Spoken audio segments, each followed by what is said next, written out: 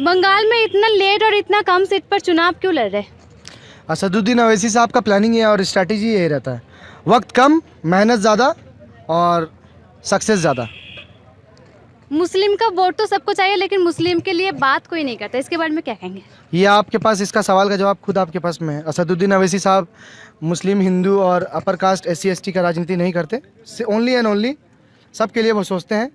तो सबसे ये टैग आप बोलना छोड़ दीजिए कि मुस्लिम और हिंदू और सिख और ईसाई, यहाँ हम लोग सब भाई भाई हैं। तो बंगाल, लेकिन अपोजिशन पार्टी का कहना है कि असदुद्दीन साहब बंगाल में आते हैं असंति फैलाने के लिए। ऑपोजिशन क्या क्या है, छोड़िए ना, ऑपोजिशन का क्या है, ऑपोजिशन खुद क्या है वो पहले वो बताए ना, ऑपोजिशन खुद क्या है वो बताए पहले।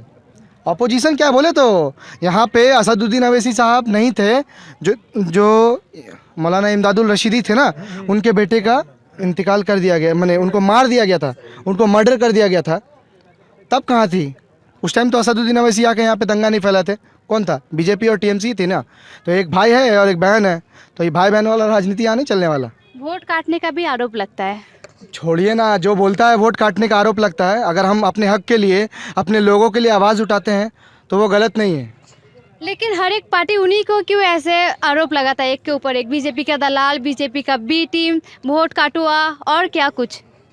देखिए, सबसे बड़ी बात है, असदुद्दीन अवैसी साहब एकमात्र एक ऐसे इंसान हैं जो सेंट्रल में, पूरा का पूरा सेंट्रल में एक ही आवाज़ है जो हम माइनॉरिटीज़ और मुसलमानों के लिए उठाया करते हैं वो, ठीक है।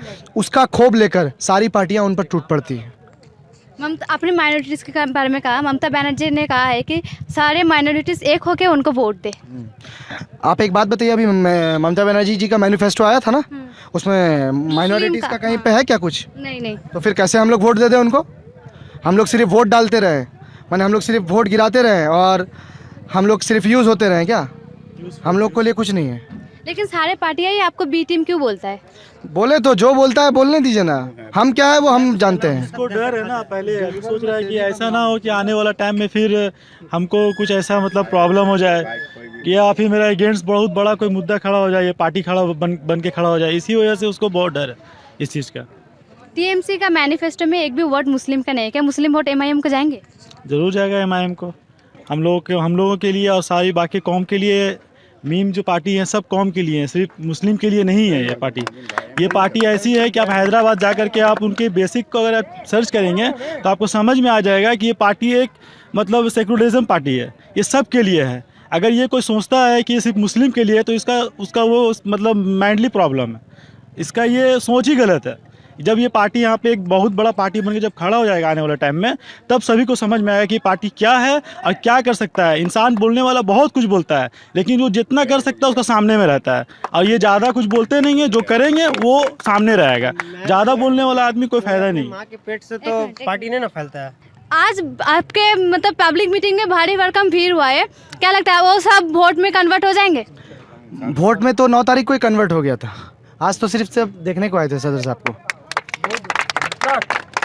आसनसोल को लेके आपका फ्यूचर प्लान क्या है अगर आप जीत गए तो? आसनसोल में 3 मुद्दा मेन है जिसको हमको बहुत लेकर आगे सोचना है।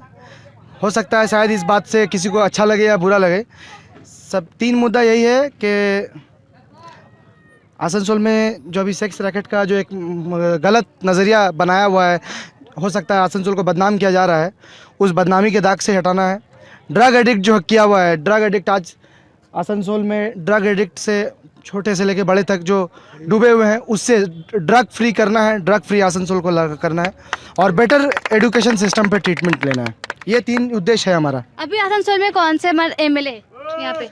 उनका तो बात ही छोड़िए। हाँ, तो अभी उनका क्या क्या नहीं हुआ है जो आप करने वाले इन फ्यूचर अगर आप जीत गए तो? उन्होंने किया ही क्या है? सिर्फ और सिर्फ माइनॉरिटी को चावल बोरा, तिरपाल और थोड़ा ज़्यादा से ज़्यादा हुआ तो दादा बोलने का और सेल्फी खिंचाने का मौका के अलावा और कुछ नहीं किए हैं उन्होंने आसनसोल रेल पार्क के क्षेत्र में। अगर आप जीत जाएंगे तो आप वो सब करेंगे जो आसनसोल के मैंने 3 चीज़ आपको बोल दिया, वो 3 चीज़ तो करूँगा ही। और मेरे एडमिनिस्ट्रेटिव पावर से, MLA पावर से अगर बनता हूँ तो उस एडमिनिस्ट्रेटिव पावर से जो भी आगे मेरे लिए बन पड़ेगा मैं वो करूँगा। बंगाल में 7 सीट से चुनाव लड़ने जा रहे हैं, तो कितना जीत पाएंगे आप लोग, कितना निकल पाएंगे? MIM जहाँ सीट देती है वो सातों का सात हो, चाहे 6 का 6 हो या 5 का 5 हो। आप जैसे बिहार में देखा आपने 5 उन्होंने वहाँ पे कंफर्म कर लिया, माने जीत गए थे वो। तो आगे देखते हैं, उम्मीद है कि आसनसोल में 7 दिया है, 7 में कम से कम 7 तो जितना ही मुनासिब है। उनके एक के बाद एक मीटिंग कैंसिल हो रहा था, आसनसोल का पहले मीटिंग भी कैंसिल हुआ, लेकिन क्यों, क्या क्या डर है या कोई साजिश? देखिए असद साहब की बात है तो वो शेर हैं, शेर किसी से डरते नहीं है। लेकिन ममता बनर्जी भी कहती है कि वो शेरनी है बंगाल की।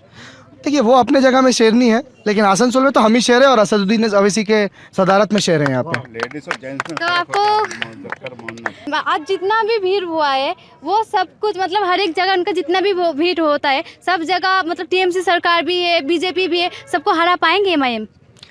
देखिए हम तो आपको पहले ही बता चुके, अभी भी बोल रहे हैं, आसनसोल उत्तर से एमआईएम जीत रही है, शायद इसीलिए ये भीड़ था आज। ठीक है, असदुद्दीन अवैसी के फ़ैन तो है ही, बेशक वो 9 तारीख को आपको जन सैलाब ने बता दिया था, लेकिन आज जो हुआ ना, आज ये सब उनके मोहब्बत में और उनके वोट के हिसाब से यहाँ पे आए हैं। क्या अपने हक के लिए लड़ने के लिए आए थे आज यहाँ पे। क्या उनके आने से वोट बैंक स्प्लिट हो जाएंगे?